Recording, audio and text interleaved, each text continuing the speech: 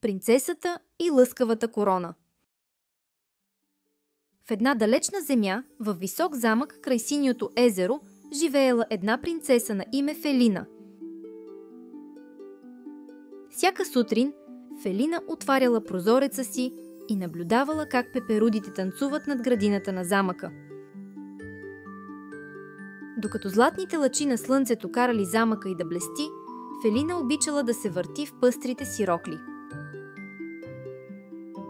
Един ден Фелина видяла, че най-красивата и празнична корона е изчезнала. „О, не!“ извикала тя, а очите й се разширили от изненада. Тя бързо слязла по витата стълба и извикала на помощ приятелката си Мира. „Мира, виждала ли си празничната ми корона? Трябва ми за големия бал тази вечер“, попитала Фелина, притеснена.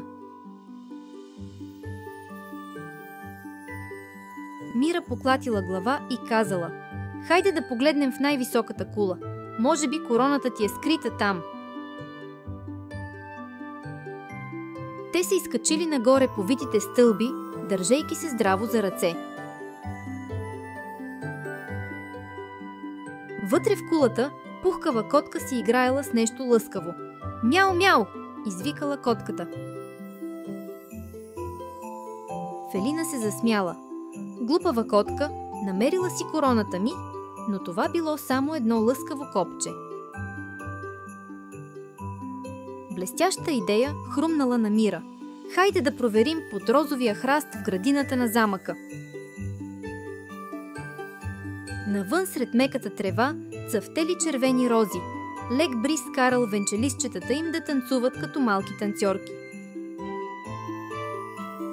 Фелина надникнала под най-голямата роза и видяла златен блясък. „Виждам нещо!“ радостно извикала тя. Мира и Фелина се вгледали по-отблизо. Семейство мишки си правили чайно парти върху един голям камък.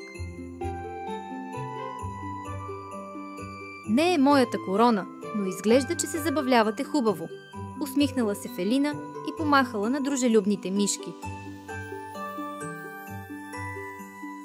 Пълни с надежда, те побързали към изкрящото езеро, където птици крякали край водата.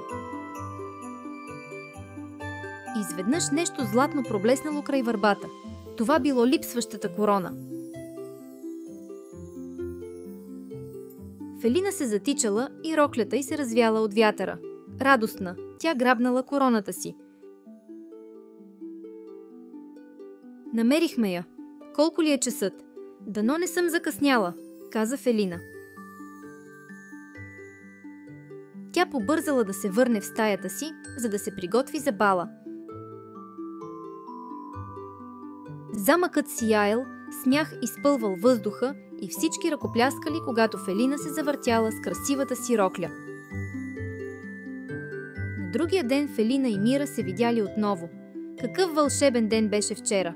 Повече не губи короната си“, казала Мира и двете се засмяли.